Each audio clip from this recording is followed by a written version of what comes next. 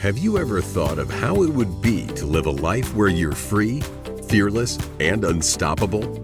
Imagine waking up in the morning, looking forward to the day ahead, enjoying a joyful, passionate life that you deserve. If so, our brand new Unstoppable, Renew You, Love Your Life 90-Day Coaching Program is for you. This is a balanced, well-crafted program that will guide you through a 3-step process over a course of 90 days that meets weekly, led by DrStem over Zoom. In 12 weeks, you'll get to the heart of what's holding you back so you can reset and refresh your life. The program is based on 3 pillars: inner healing, self-discovery, and self-development. Don't waste any more time putting off your heart's desires. If you want clarity and guidance as you step into your wholeness, join DrStem in this life-changing program. To be a part of the next group, apply at www.drstemy.com. Seats are limited. Go ahead and register. Now, here is DrStem. The Power of Prayer. How to live the Serenity Prayer every day of your life. Read by the author, DrStem Mahlatini. This book is based on the Serenity Prayer by Reynold Neighbor. The Serenity Prayer. God, grant me the serenity to accept the things I cannot change, the courage to change the things I can, and the wisdom to know the difference.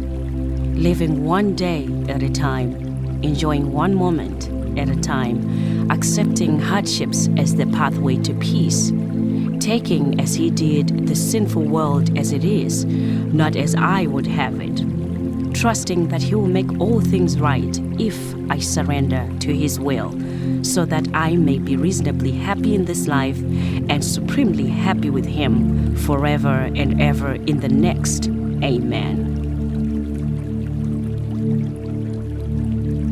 Introduction. Prayer begins where human capacity ends. Marian Anderson.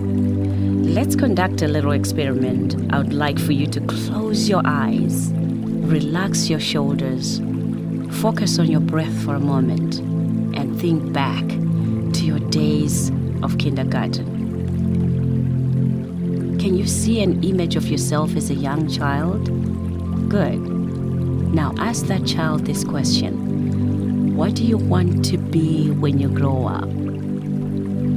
Did you see the child's eyes light up? Did you hear the optimism, faith, and confidence in her answer? Wasn't it marvelous to hear the child speak with such conviction and hope? Now ask your grown-up self this question. When was the last time you spoke with that much optimism, faith, and confidence about your future?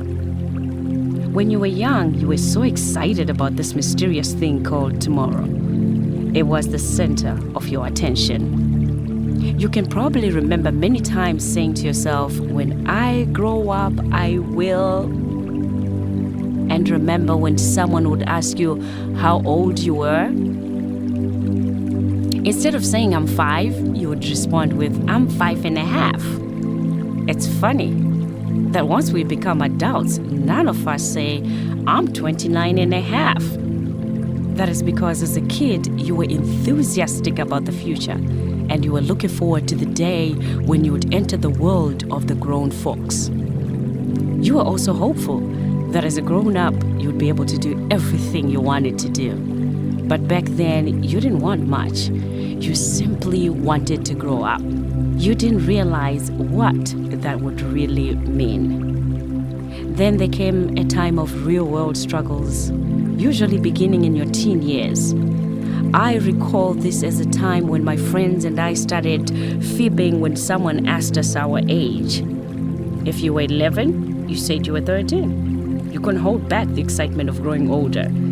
You didn't want to be seen as a kid. You wanted to prove that you were capable of making decisions and being independent. You were convinced that you knew exactly what you wanted in life, and you were not going to let anyone convince you otherwise. For those born in my homeland of Zimbabwe, the magic age is 21. This is the time when you're supposedly grown up enough to make independent decisions, to get married or to move away from home. You are given a silver or golden key upon turning 21, the key being the symbol for freedom and the means to unlocking the door to worldly experiences.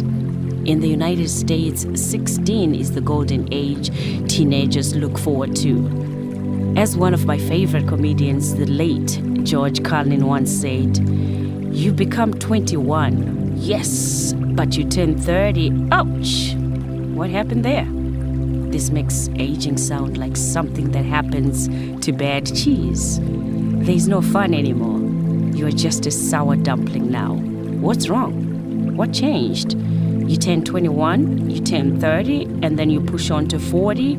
Wow, put on the brakes. Everything is slipping away. And then whoops, before you know it, you reach 50, and all your dreams are gone. But wait a minute, you're not done yet. Somehow you make it to 60. You didn't think you would ever be that old. You realize that you've built up a lot of speed somehow, like a ball rolling down a steep hill. Life is now moving so quickly that the days, months, and years are becoming a blur.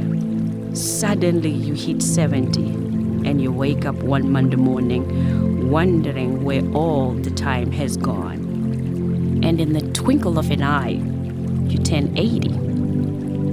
Henceforth, every day completes the cycle. You're closing in on 90, but before you get there, you start reflecting on the road your life has traveled. And somewhere along the line, instead of adding years to your age as you did in your teens, you start doing the reverse. You subtract years, trying to fool yourself and everyone else into believing that you'll be forever young. Living life to its fullest is not easy.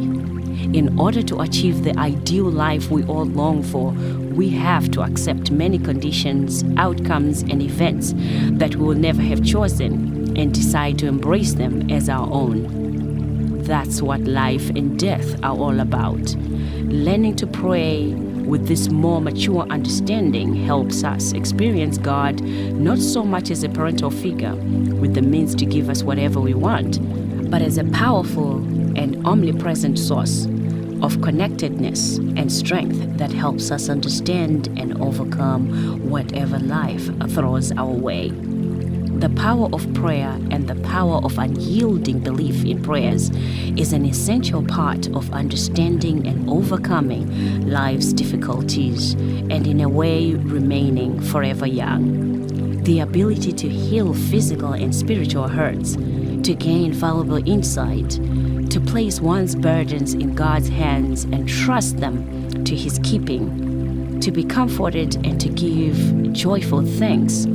All these gifts belong to those who pray and believe with all their hearts, as a child does. But the full power of prayer can only be experienced once we eliminate those destructive beliefs and habits that block us from having our prayers answered. I believe that everyone, and that includes you, deserves to have their prayers answered and their dreams fulfilled. So I have developed a set of 10 simple, effective strategies you can begin using today to bring greater serenity and clarity to your life. By incorporating these strategies into your daily routine, you'll begin to identify and gradually eliminate negative habits and patterns, thereby making room for new, positive ones to take hold. My hope is that this little book will remind you that by harnessing the power of prayer and belief, you truly can live and feel like a child all over again. Never forget, therefore, whoever humbles himself as this little child is the greatest in the kingdom of heaven. Matthew 18, verse 4. With a renewed sense of childlike faith, serenity, wisdom, and trust, you will meet all the storms of life with confidence and begin to receive each blessed day as an opportunity to make the world a better place, not only for you, but also for others. Remember, Summoning the will to dream, learn, and take action is the starting point for every endeavor. As Gail Devers once said, to achieve anything worthwhile requires faith and self-belief, vision, hard work, determination, and dedication. All things are possible to those who believe. So with the knowledge that you must have childlike faith and the determination to work for your goal, are you ready to begin your journey towards harnessing the power of prayer and belief in your life? Then come along and let me show you the way. Think about it. Every day you walk the face of this earth, you are a target for the storms of life. Sudden storms or the resulting waves of fear can rock your boat and threaten to send you toppling into the depths of despair, otherwise known as depression. But remember, that perception is reality, so be mindful of the terms you use to describe these everyday life occurrences. If you can find a way to separate your heart from your head and choose to see every event as an opportunity to learn and grow, then these storms will strengthen and not weaken your resolve to keep going forward. You can't always control what life throws at you, but you certainly can control your response. Today's question is, how do you usually respond to the storms of life? Tip: when you wake up each morning, make a conscious decision to get the most from the day ahead. Step 1. Practice forgiveness. Forgiveness is the key to action and freedom. Hannah Arendt. Your most splendid future depends upon your ability to release the past. You will never get far in life if you continue to carry excess baggage from yesterday's trip. So learn from what happened in your past, but vow never to live there again. As a life coach and licensed psychotherapist, I counsel and coach people every day about the need to free themselves from their past hurts and resentments. You're not the only one who has had a painful experience. So why should you be the only one who allows the past to hang like a noose around your neck? I know it is difficult to forgive a friend for the hurt that he or she inflicted on you, but God calls on you to forgive nonetheless. Be mindful of the fact that failing to forgive jeopardizes your future. Mark 11 verse 25 says, "And when you stand praying, if you hold anything against anyone, forgive him, so that your Father in heaven may forgive you your sins." Don't for 1 minute think that forgiving others is a sign of weakness. On the contrary, as Mahatma Gandhi said, the weak can never forgive. Forgiveness is the attribute of the strong. It is the strong who refuse to allow past hurts to lead them through a life dominated by unresolved anger and negativity. It is the strong who understand that when you hold on to the pain of the past, you surrender control of your destiny to the one who hurt you. When you hold on to past hurts, you allow another person or group of people to prevent you from being the best you can be. Are you having angry outbursts or tossing and turning through one sleepless night after another? If so, it is likely you're still suffering the consequences of past wrongs. Know that you have the power to stop the anger and the tossing and turning starting today. Your goal must be to free yourself from the negativity of the past and reclaim your life. You will begin reclaiming your life when you stop blaming yourself. Treat yourself with the same loving kindness and compassion you would show for a close friend who is going through a similar situation. Separate yourself emotionally from the harm. Declare your independence. Stop playing the role of the victim and use the lessons learned to grow. Put your anger into perspective and start building your life the way you want it to be. Redefine yourself. Find out what makes you happy, then pursue that. Learn to trust, learn to love. Pray for the strength to be the best you can be. Remember, with God on your side, and He is on your side, you are much bigger and more powerful than this pain. God has already given you the power to forgive others, to nurture yourself and your loved ones, and to build your dream life. When you forgive those who have hurt you, you free yourself from the shackles of past emotional pain. Make today the day you begin breaking the bonds of your dark and hurtful past. Forgive and step into the sunshine. Think about it. Forgiveness is a demonstration of your faith in God to handle all things as He sees fit. Remember these words from the Serenity Prayer, trusting that He will make all things right if I surrender to His will. God's will is that you forgive others for their trespasses, but in the end, it is always your choice whether or not you will submit to God's will. Contemplate the following questions to sharpen your perspective. What past hurts are you still carrying today? Whom do you need to forgive? Who needs to forgive you? Are you ready to let go of past wrongs and take back your life? Tip: remember that forgiveness is not a gift you give to the one who hurt you. It is a gift you give to yourself. Step 2. Find the truth within. I read and walked for miles at night along the beach, writing bad blank verse and searching endlessly for someone wonderful who would step out of the darkness and change my life. It never crossed my mind that that person could be me, Anna Quindlen. To make the most of your life, you must first know thyself. The philosopher Seneca wrote, "What you think of yourself is much more important than what others think of you." So, dear one, who are you? Recently, I was at a gathering in my native Zimbabwe. There, I heard nearly every woman being referred to as Mrs. Smith or Joel's mother. None of the women present were called by their first names. Clearly, there were more than mothers and wives.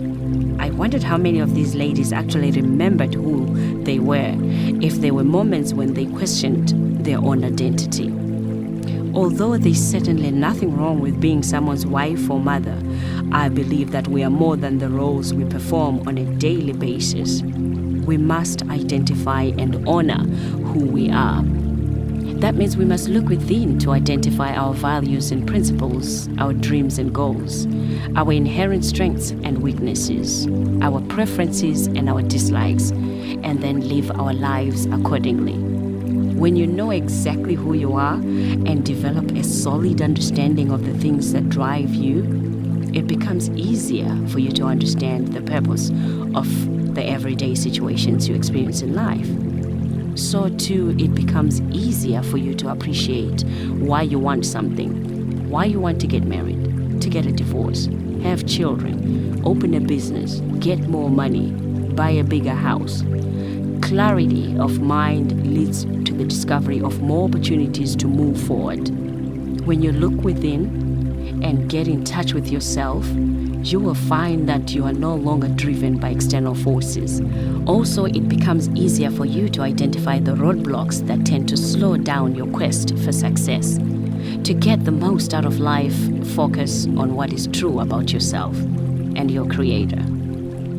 Whatever things are true, whatever things are noble, whatever things are just, whatever things are pure, whatever things are lovely, whatever things are of good report, if there's any virtue and if there's anything praiseworthy, meditate on those things. The things which you learned and received and heard and saw in me, these do, and the God of peace will be with you. This was Philippians 4, verses 8 through 9. Remember, heartfelt passion and honest actions translate into positive results. Believe that you can, and you surely will. Think about it. It seems that finding oneself is all the rage these days. Recent television shows, advertisements, and movies have tried to convince us that we can shorten the path to enlightenment by burning this special set of candles, or by wearing that sacred necklace, or by putting these particular statues in strategic locations throughout our home, or by traveling to a distant land. Now, those things might be nice, but do not despair if you don't have them. The only thing you need to get to know yourself better is the determination to explore the depths of your own heart. The Serenity Prayer reminds you to seek your own wisdom to know the difference between the things you can and cannot change. Pray for that wisdom and believe that it is yours, because it is. God has already granted it to you. All you have to do to access your God-given wisdom is get quiet enough to hear it and summon the faith to trust in it. To deepen your understanding of this concept, ask yourself this question: what do I stand for as a person? Contemplate each of the words that follows, then circle the 3 that best describe your most cherished values. If you don't see one of your values on the list, write it in. Pray for the strength to not allow anything or anyone to come between you and your core values. Your core values could be the following or more: honor, integrity, loyalty, compassion, balance, freedom, faith, gratitude, joy, perseverance, trust, honesty, discipline, dependability, justice, encouragement, diligence, courage, chastity, approachability, accuracy, calmness, excellence, or helpfulness. Tip: whenever you're faced with a difficult decision, ask yourself which of all your possible choices best aligns with your 3 core values. Eliminate any alternatives that do not align with your values. Step 3. Do not be discouraged. Faith is putting all your eggs in God's basket, then counting your blessings before they hatch. Ramona C. Carroll. As Nehru once observed, time is not measured by the passing of the years, but by what one does, one feels, and one achieves. Despite the great Indian statesman's wise words, many people find themselves discouraged and enraged with their lives. As children, we had big dreams. We bravely tried everything we wanted to try. We took risks and chances. We learned so much. But for some reason, as we grew older, we became too afraid to dream big. We became too afraid to take chances, to take risks, and to challenge the old beliefs that hold us back. What a pity that we limit ourselves in this way. Not long ago, I read a story by Jim Donovan entitled "Why Elephants Don't Run." Donovan wrote about the unique experience of observing a circus, the elephants in particular. He was fascinated to see that these massive elephants, with the strength to trample anything in their path, were controlled by nothing more than a thin rope. It was obvious that the elephants could break away at any time from their bonds, but they never did, Donovan wrote.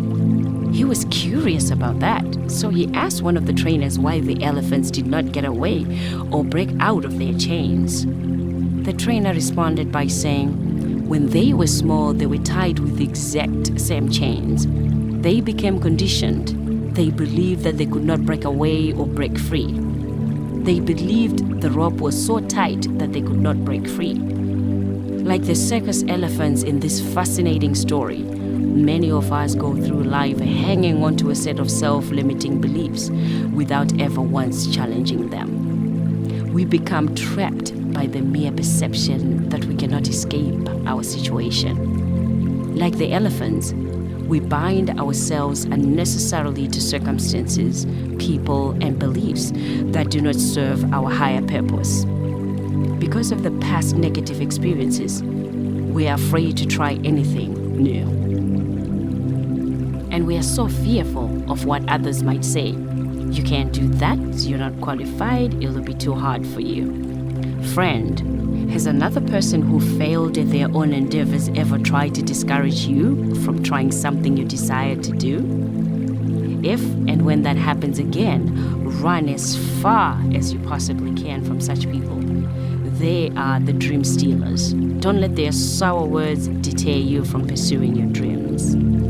Instead, keep looking for support, and you'll find others who are willing and able to help you finish what you've started. Take charge of your life and live it to the fullest. And when you pray, do not be like hypocrites, for they love to pray standing in the synagogues and on the street corners to be seen by men. I tell you the truth, they have received their reward in full. But when you pray, go into your room, close the door, and pray to your Father who is unseen. Then your Father who sees what is done in secret will reward you. And when you pray, do not keep on babbling like pagans, for they think they will be heard because of their many words.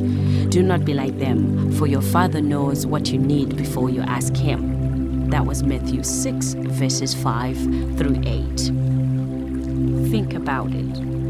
The Serenity Prayer encourages us to channel God's infinite wisdom and His supreme strength whenever we're faced with one of life's disappointments.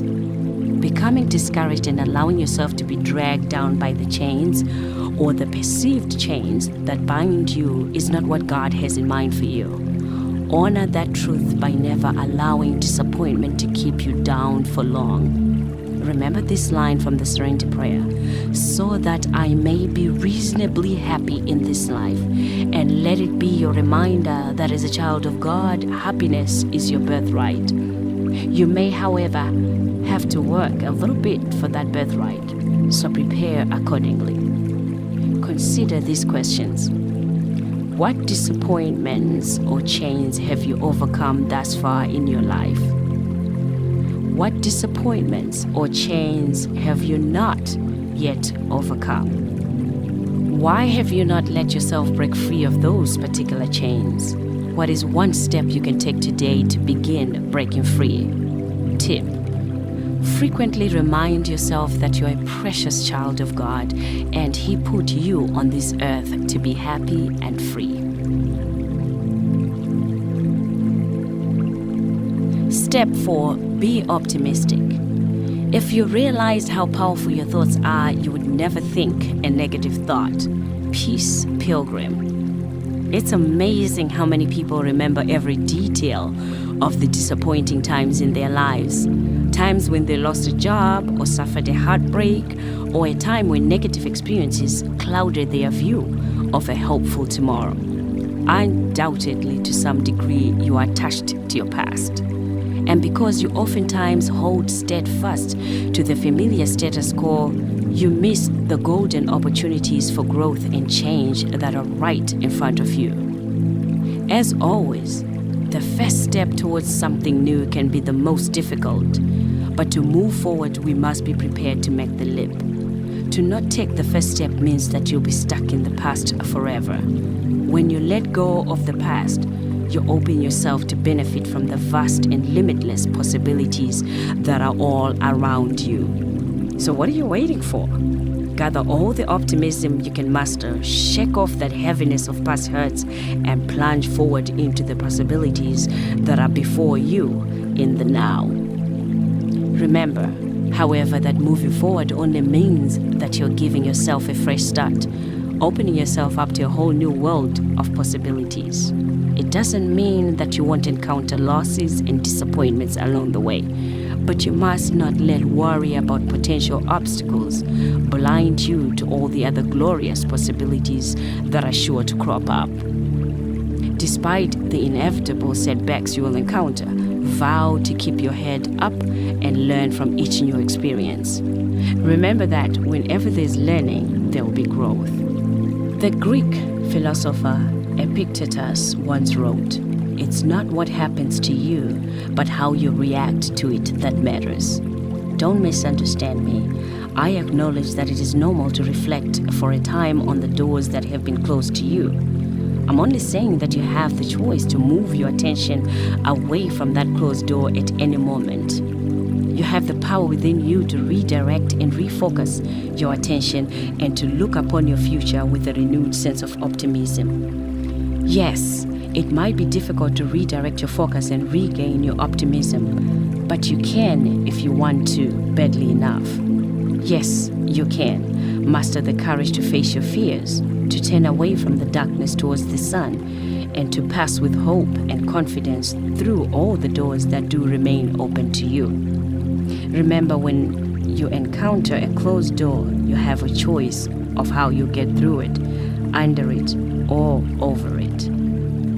Therefore, you must keep reminding yourself that you're in control, acknowledging that you have the power and the capacity to control how you circumnavigate each situation. The key is remaining calm and optimistic in the presence of a closed door.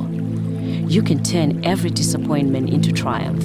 Yes, you can turn the closed doors into open doors. You can make the impossible possible and the once undoable doable.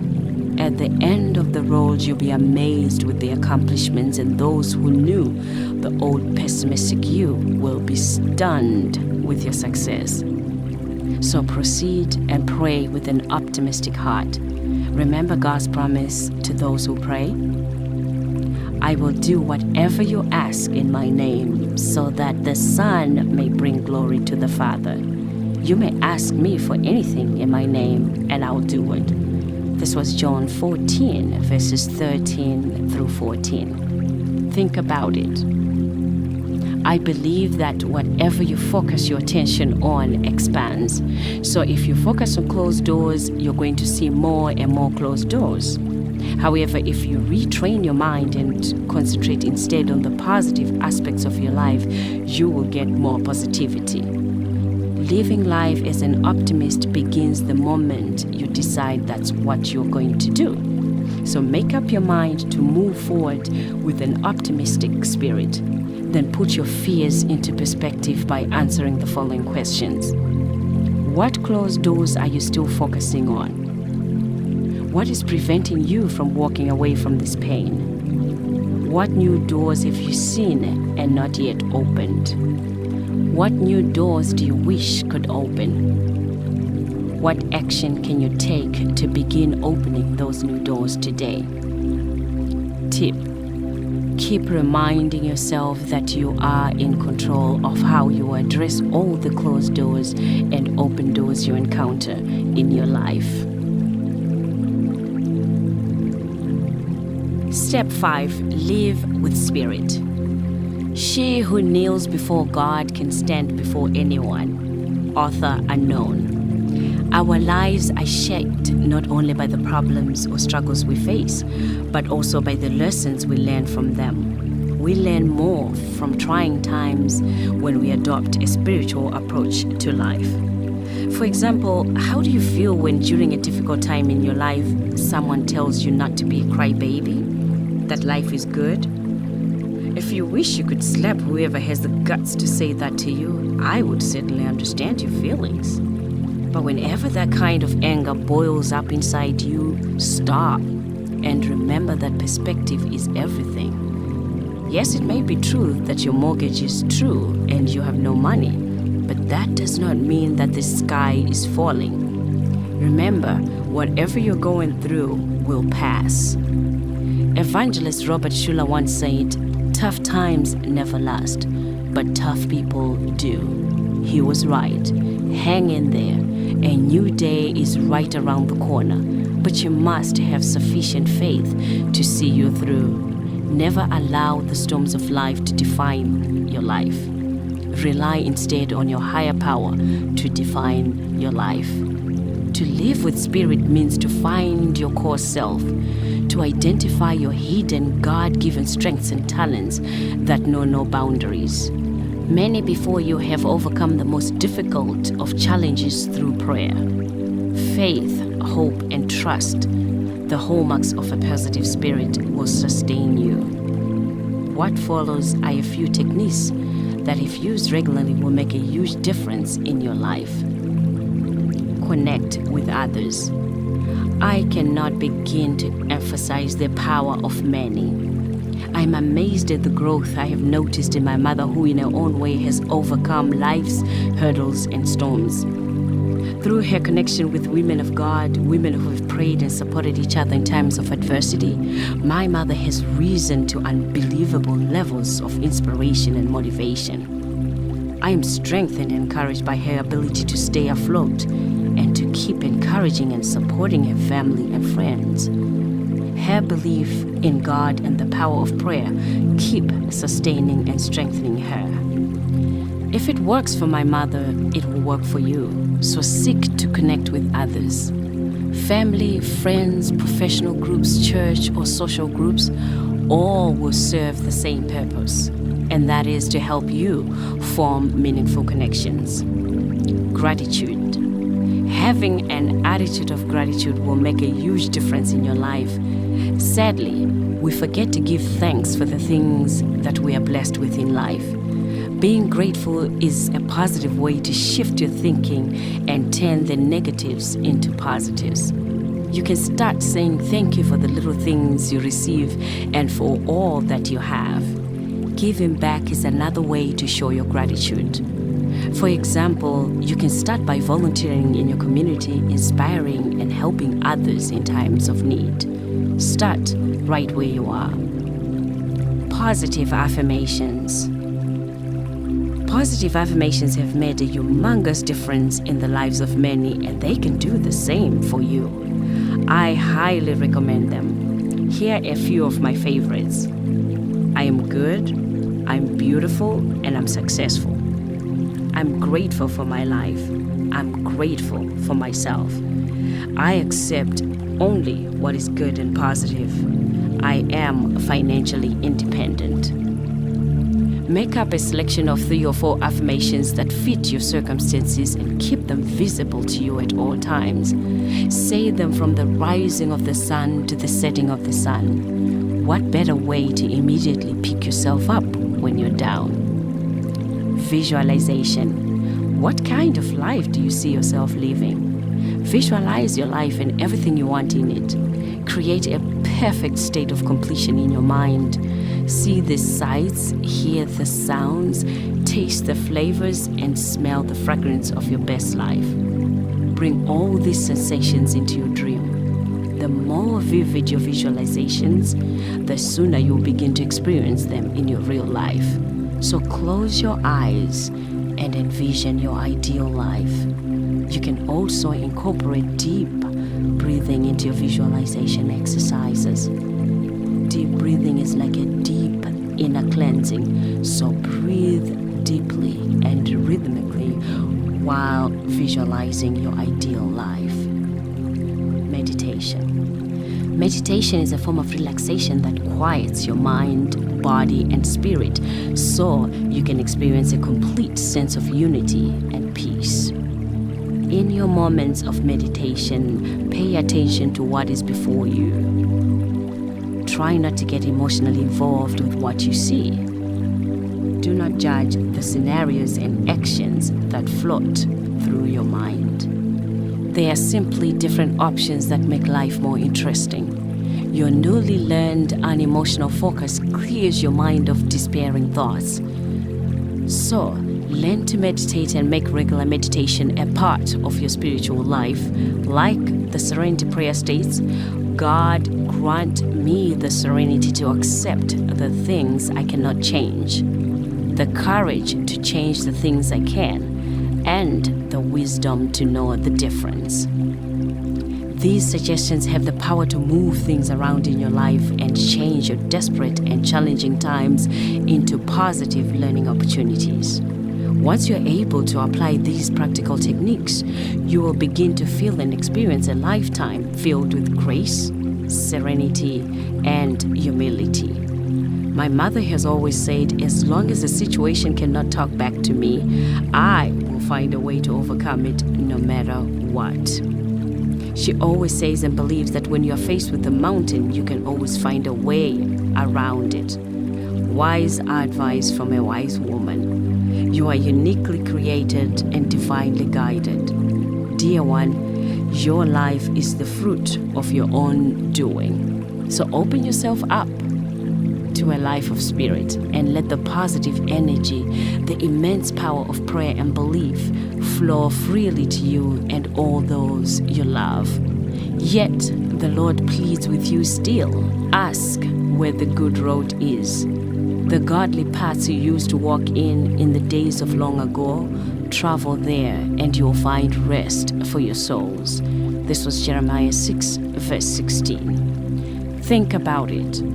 All of us have experienced difficult times in our lives, but not everyone lets themselves be beaten down by those difficulties. Why is it that some folks crumble under life's pressures and stresses, while others seem to bounce back as new time after time?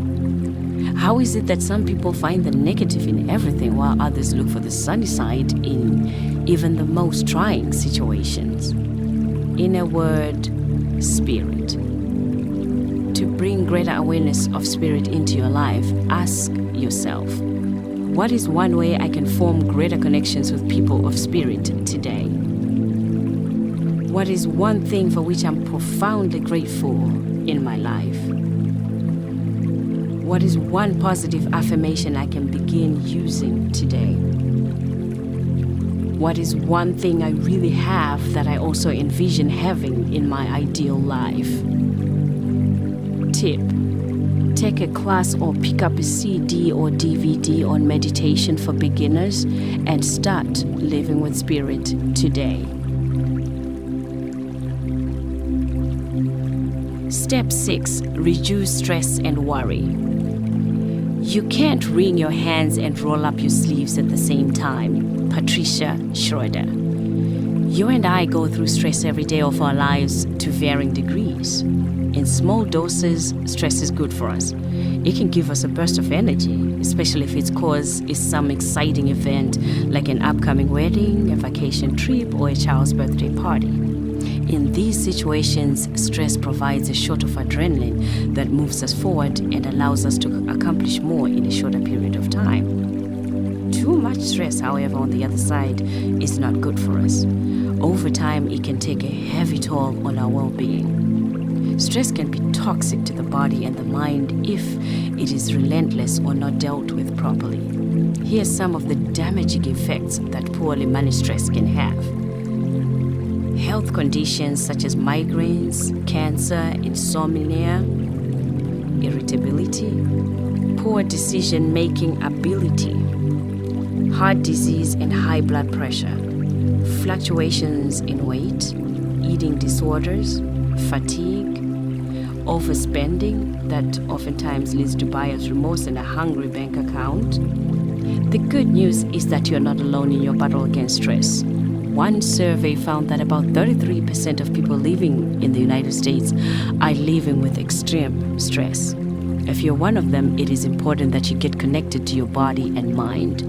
Seek to fully understand what keeps you up at night and what prevents you from doing what you enjoy.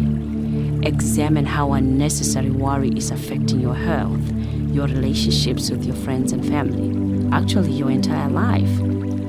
Pay attention to the following signs of poor stress management. Feeling angry, irritable, or easily frustrated, a change in eating habits, problems concentrating, feeling nervous or anxious, trouble sleeping, difficult in or lack of motivation to have sex, problems with memory. It's probably not Alzheimer's, but stress. Feeling burned out from work, feeling that you can't overcome difficulties in your life or work. It is worthwhile to take measures to reduce any stressful situations you're experiencing. Commit yourself to finding a strategy to more effectively manage your everyday stresses and worries. That strategy might include, but is not limited to, a lifestyle change, a career change, or a relationship change. And of course, devoting more time to prayer. taking the first step sets you on course to make stress work for you and not against you. Philippians 4 verse 6 through 7 says, "Do not be anxious about anything, but in everything by prayer and petition. With thanksgiving present your requests to God, and the peace of God, which transcends all understanding, will guard your hearts and your minds in Christ Jesus." Think about it. It is unrealistic to believe that you can eliminate all the stress from your life, but it is realistic to believe that you can learn to manage it more effectively. Even if you have not handled worry or stress very well in the past, you can decide to do things differently starting today. So ask yourself, am I willing to make an appointment with myself for 20 minutes of exercise, such as walking, stretching, swimming each day? Yes, I know exercise is a great stress reducer. No, I don't think my well-being is well worth 20 minutes a day. Am I willing to hang up my superwoman cap and seek the support of friends, family, and co-workers the next time I feel overwhelmed? Yes, I know that asking for help is a sign of strength, not weakness. No, I enjoy being an angry, resentful martyr. Am I willing to trust that God wants me to have the kind of peace and tranquility described in the Serenity Prayer? Yes, I will pray for God's help in dealing with stresses and worry. Or no, I'm sure God wants me to be miserable.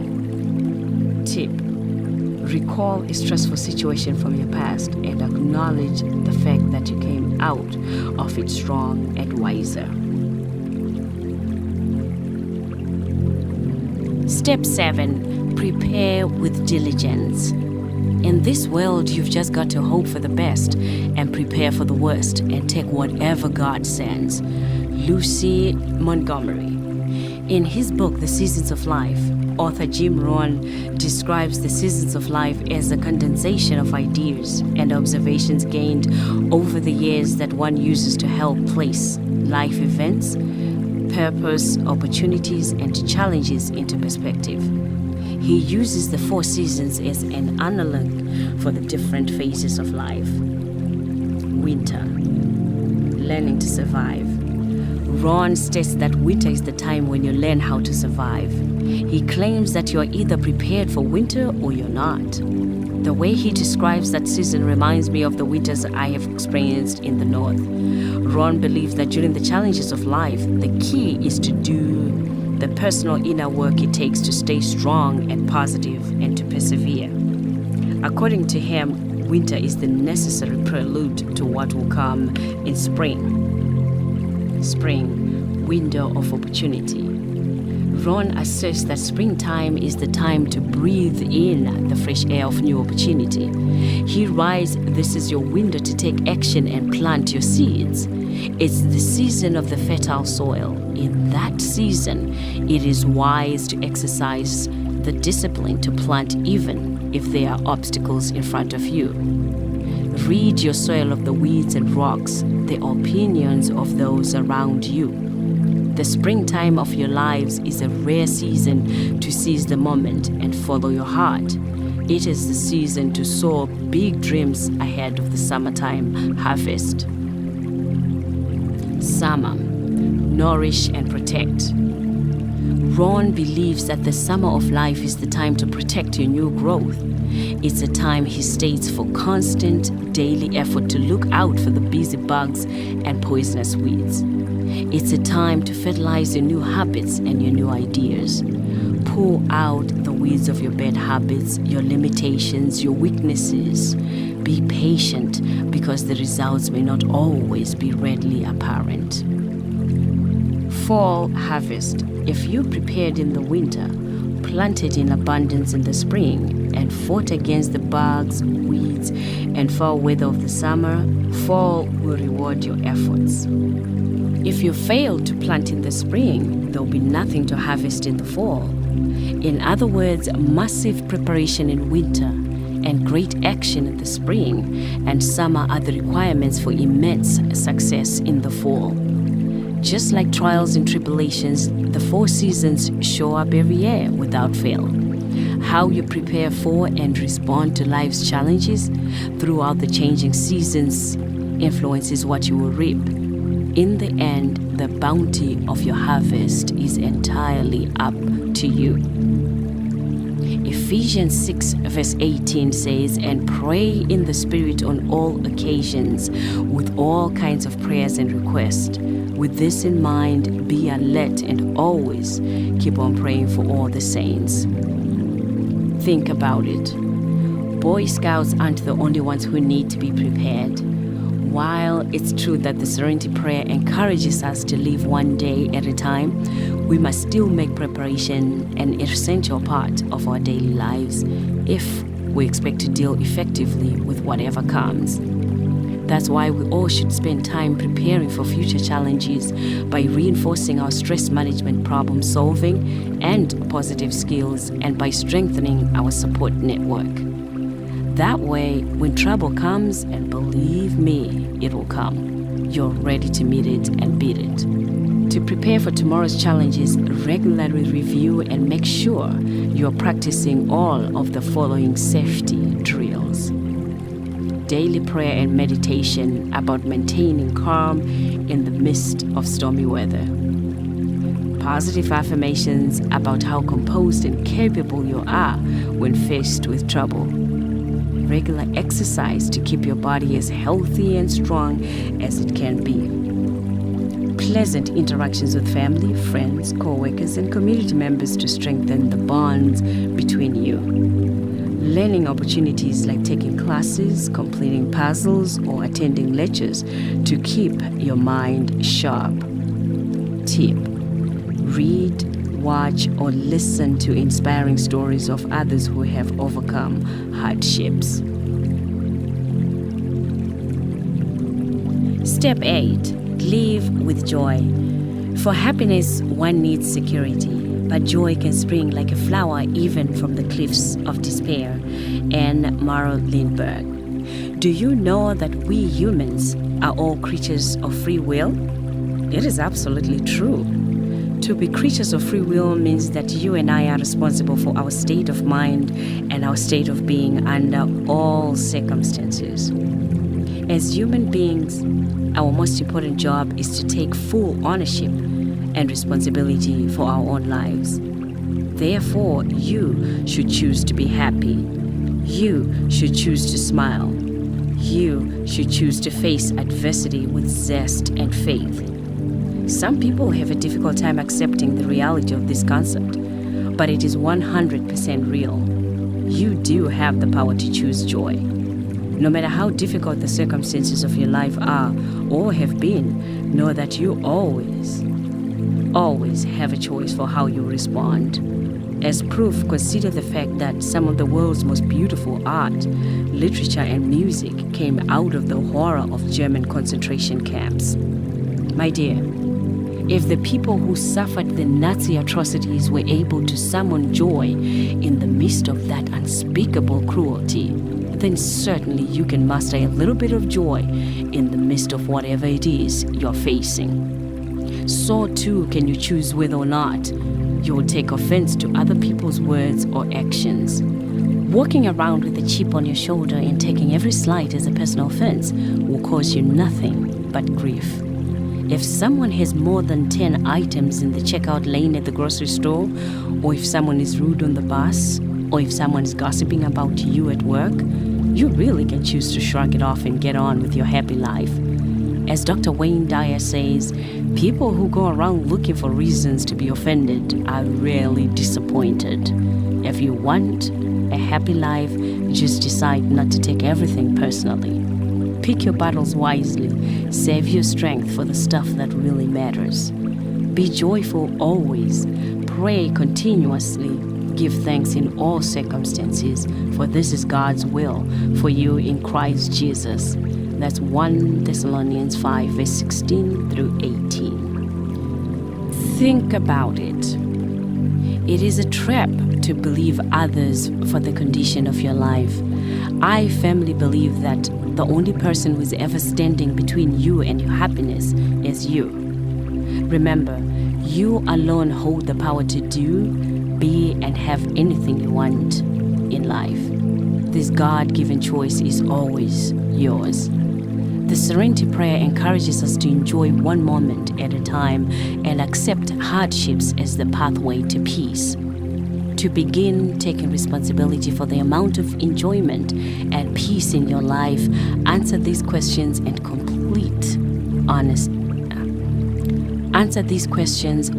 complete honesty. Whom have I blamed for my past unhappiness? In what ways have I sabotaged my own happiness? In what way or ways is God calling me to begin taking responsibility for my own happiness? Tip: surround yourself with joyful people as often as you can. Their happiness will be contagious. Step 9. Let go. Have you ever struggled to find work or love only to find them after you have given up? This is the paradox of letting go. Let go in order to achieve. Letting go is God's law. Mary Manning Morrissey. Dear one, if worries, grudges, anger, or fears are tormenting your soul today, do not despair. You need not suffer in silence for another moment, because I'm going to tell you exactly what you can do to make the pain go away and begin feeling better within seconds. Just let go. Yes, let go. It really is as simple as that. We have all heard the old saying, let go and let God, haven't we?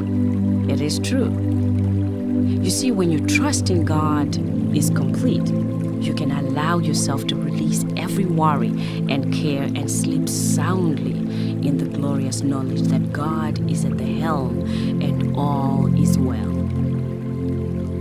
Letting go is at the heart of the Serenity Prayer. Accepting the things I cannot change, in other words, giving up your hold on those things and trusting God to handle them for you, is one of the hallmarks of a serene countenance and a happy life. Let's consider the dilemma you face when you are rejected by another person. Why is it so hard to let that person go?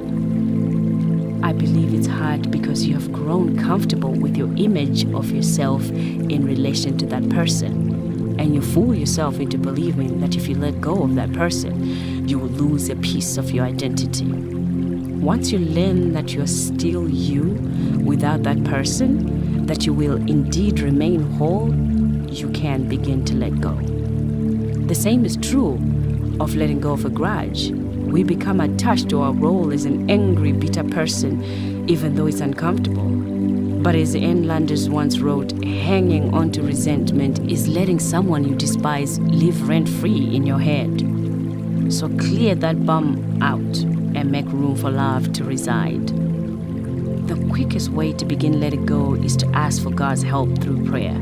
Then you must believe that God has heard you and will bring you peace. Know that God is with you always. Trust that God supports you and brings you through every difficulty, even the arduous task of letting go. Remember, He will never bring before you anything that He will not pull you through. Philippians 3 verse 13 through 14 says, "But one thing I do, forgetting those things which are behind and reaching forward to those things which are ahead, I press towards the goal for the prize of the upward call of God in Christ Jesus." Think about it. If letting go is your challenge, begin by acknowledging this truth. With God's help, all things are possible. Cast aside your concerns and your thoughts of limitation. The longer you hold on to your limitations, the longer you deny yourself of the power of God's help. Make room for Him. He's your guide and your Savior. Next, continue the process of letting go by asking yourself these questions. What kind of experiences do I expect to have today? Will I be familiar with all my experiences? Am I open to new experiences? What worries, grudges, or fears am I willing to begin releasing today? Tip: practice this exercise in letting go. With every inhalation, imagine yourself taking in God's love. With every exhalation, imagine yourself letting go of fear and pain. Step 10. Have faith. It is by believing in roses that one brings them to bloom. French proverb. I am reminded of a story of a Sunday school teacher who was speaking with a group of 4-year-olds during class one bright spring morning. The teacher was trying to communicate a vivid mental image of the storm that trapped Jesus and his disciples on the Sea of Galilee. The winds blew and rocked the little wooden boat back and forth, she said excitedly. The waves were so big, they splashed over the sides and all the men got soaking wet. Then the water began filling up the boat. And do you know what happens when a boat is filled with water? It sinks, the children chimed together. That's right, the teacher continued, with a wrinkled brow and concerned look on her face. But that's not all. The lightning was so bright, it looked like fire in the sky, and the claps of thunder were so loud, the men could feel the vibration in their chests. After painting the picture of impending doom and thinking this would have the preschoolers more than a little worried about the fate of the man trapped in the storm, she asked, "Now, if you were in a tiny boat like that, caught in such a terrible storm, wouldn't you be afraid?" Then one precious little girl, confident and unshaken by the entire dramatic scenario, shrugged her shoulders and replied, "Not if Jesus was in the boat with me." Childlike faith knows no boundaries and entices us into believing that even when the heart and mind are filled with doubt, we will always achieve that for which we yearn. It is through that kind of faith that we find the answers to calm all of our worries and fears. Remember, there are fierce storms raging around us in the same way the storm raged around the disciples. Your next storm could be a friend's cancer diagnosis, a husband's job loss, or a child's birth defect. In fact, any event that sends shockwaves through your body could be described as a storm. But never fear, friend. Jesus is in your little boat with you right now. And just as he calmed the storm on the Sea of Galilee, so too will he calm whatever storm comes your way. As long as you have the faith and courage to believe, then you must know that these too shall pass. You must know that the pain will pass. You must know that the lasting peace is only a prayer away. Mark 11 verse 22 through 24 says, "Have faith in God." Jesus answered, "I tell you the truth. If anyone says to this mountain, 'Go, throw yourself into the sea,' and does not doubt in his heart, but believes that what he says will happen, it will be done for him. Therefore, I tell you, whatever you ask for in prayer, believe that you have received it, and it will be yours." Some final words. Hope is something you must seek in times of hurt, loss, and pain. Many situations in life will leave you hopeless, and at times helpless. Just think, over the years you have lost loved ones or faced the possibility of losing a loved one. The subsequent grief over your loss can be one of the most difficult things you'll ever experience in life. But you must believe that with the passage of time, you will overcome your grief. You must believe that things will return to normal once again and that you'll gradually begin to be open to new opportunities. Sooner rather than later, you'll get to a point where everything is in the rear-view mirror. You begin to feel more stable, organized, and in control. The question then becomes, what now? How will you use your time? You know, time is the only thing that is limited. There are only 24 hours in a day, no more, no less. Once it is gone, it is gone. With that in mind, ask yourself the following. Am I living life to the fullest? Am I taking advantage of all the opportunities that come my way? Have I accepted the reality that most worthwhile things in life are difficult to attain? Have I left something of value for the next generation? Have you met all the people and visited all the places you feel you could visit? Life is a journey, but it's not a very dazzling one if all we do is keep walking around the same block. I believe you were born for a special purpose, with a mandate to follow a path of learning, growth, and spiritual evolution. This path does not lead to a particular destination. Its only purpose is to lead you towards the highest expression of humanity that is possible for you. And everyone has their own unique path, their own special journey. For example, when a bird is young, it is expected to stay in its nest. When it's time for it to move beyond the nest, it is taught how to fly. When the bird learns to fly, it begins to explore its unfamiliar new world. It was not born to remain in the nest forever. It would die if it never left its nest. Why then should you stay in your nest? Why don't you test your wings and give yourself the gift of flight, the way you were born to do? When you learn to fly high on the wings of God's love, through the power of prayer and belief, you will discover opportunities that you never knew existed. Imagine how glorious the world would be if everyone did that. Dear one, my prayer is that you will live the Serenity Prayer every day, soaring through a lifetime of peace, joy, happiness, and success, forever guided by hope, faith, grace, and love. Have a blessed life journey. 1 John 5 verses 14 through 15 says, "This is the confidence we have in approaching God, that if we ask anything according to His will, He hears us. And if we know that He hears us, whatever we ask, we know that we have what we have asked of Him." Are you ready to live your best life? You deserve to wake up in the morning feeling excited about the day ahead. Don't waste any more time putting off your heart's desires. Embrace your passionate, joyful life with our brand new, unstoppable Renew You, Love Your Life 90-day coaching program. Discover what makes your heart sing. Together we'll set meaningful goals and craft a path to a life you absolutely love. Are you ready to be free, fearless, and unstoppable? Visit our website at www.DrStem.com to learn more and book a free discovery call.